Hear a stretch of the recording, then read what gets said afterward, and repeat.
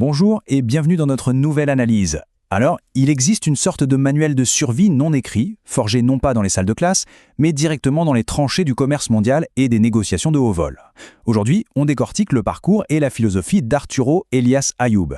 C'est un homme d'affaires redoutable qui est passé de la vente d'uniformes industriels à la direction de véritables géants des télécommunications.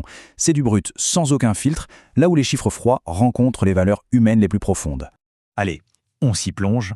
Au programme de cette session extrêmement structurée, on va démystifier l'entrepreneuriat, maîtriser l'art de la négociation, identifier le fameux talent d'Achille des affaires, apprendre à fuir les arnaques financières, s'adapter à l'IA et enfin redéfinir ce qu'est la véritable valeur du succès.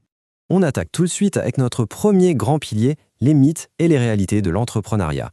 Il y a cette idée follement romancée aujourd'hui selon laquelle tout le monde devrait absolument devenir entrepreneur, comme si c'était le passage obligé, n'est-ce pas? Eh bien, la réalité est, disons-le franchement, brutale. 8 entreprises sur 10 font faillite au cours de leurs 2 premières années d'existence. C'est énorme. L'entrepreneuriat, c'est en fait un acte d'une solitude immense qui demande un estomac incroyablement solide. Mais alors la vraie question, c'est pourquoi ce taux d'échec est-il si hallucinant? Le nœud du problème est là. C'est ce décalage fatal entre la passion et la préparation. L'amour pour un produit, c'est fantastique, on est d'accord. Mais l'absence totale de préparation financière, c'est littéralement la raison pour laquelle ces jeunes entreprises meurent. Et c'est presque toujours une question de mauvaise gestion de la trésorerie. L'enthousiasme, c'est beau, mais ça ne paie malheureusement pas les factures à la fin du mois. Seule une gestion chirurgicale le fait. Ce qui nous amène à notre deuxième chapitre, l'art de la négociation. Et on va voir pourquoi l'information est véritablement reine.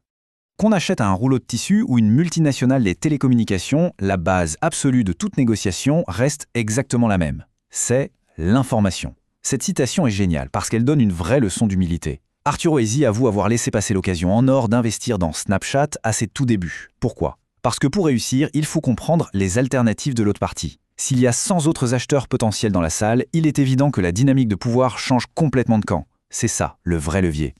Alors, qu'est-ce qui donne réellement de la valeur à un business? C'est une question absolument vitale. Il faut fuir comme la peste ce fameux mythe du millionnaire sur Excel. On le connaît tous, ce moment où les projections d'un projet semblent parfaites sur le papier, avec des croissances délirantes de 100%. Mais la réalité, c'est qu'une entreprise s'évalue d'abord et avant tout en regardant ce qu'elle est aujourd'hui, dans le moment présent, bien avant de se laisser séduire par ses promesses futures. Passons maintenant à la section numéro 3, le talent d'Achille des affaires et ces fameux outils dont on ne peut absolument pas se passer. C'est très souvent là que le rêve entrepreneurial se prend un bon gros mur de briques. Voici les 2 piliers incontournables, le compte de résultat et le bilan comptable. C'est simple, pour quiconque veut monter une boîte, ne pas savoir lire ou préparer ses documents, c'est directement éliminatoire. Ce sont les radiographies de l'entreprise. Sans elles, impossible de prendre la moindre décision stratégique. Pour vraiment comprendre, imaginons un cardiologue complètement incapable de lire un électrocardiogramme. Que se passe-t-il? Le patient meurt, tout simplement. Eh bien, c'est exactement la même mécanique dans les affaires. Si la personne aux commandes est incapable de lire la santé financière de sa propre organisation, l'entreprise s'effondre. Pas de si, pas de mais. C'est une vérité implacable. Notre 4e pilier aborde un sujet qui fâche, les finances personnelles et les arnaques. On va regarder la réalité bien en face, sans aucun filtre.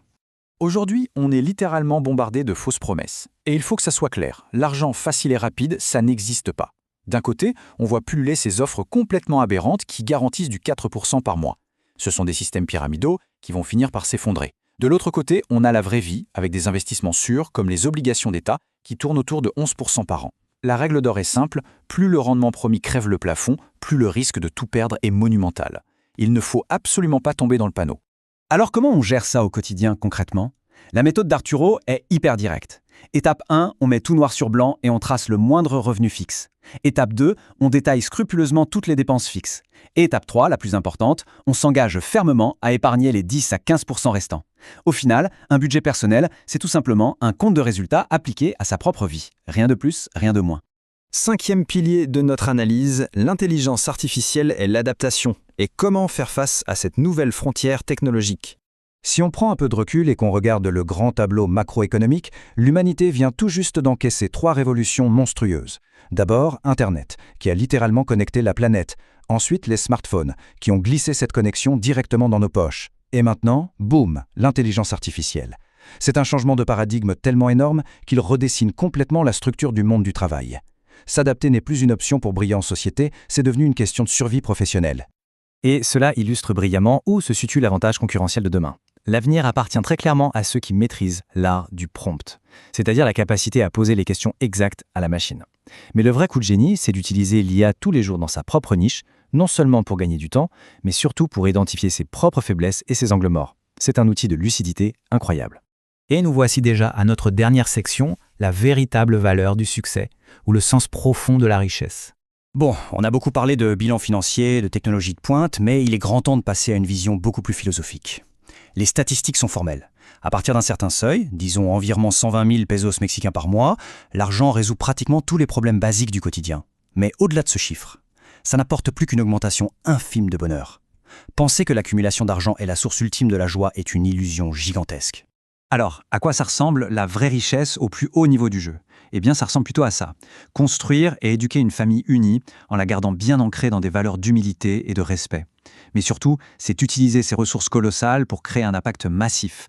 On parle ici de monter des infrastructures complexes comme des banques alimentaires, avec l'ambition extraordinaire de nourrir jusqu'à 10 millions de personnes en situation de précarité. C'est ça, le vrai pouvoir de l'argent. Et c'est sur cette réflexion provocatrice que l'on va conclure notre analyse aujourd'hui.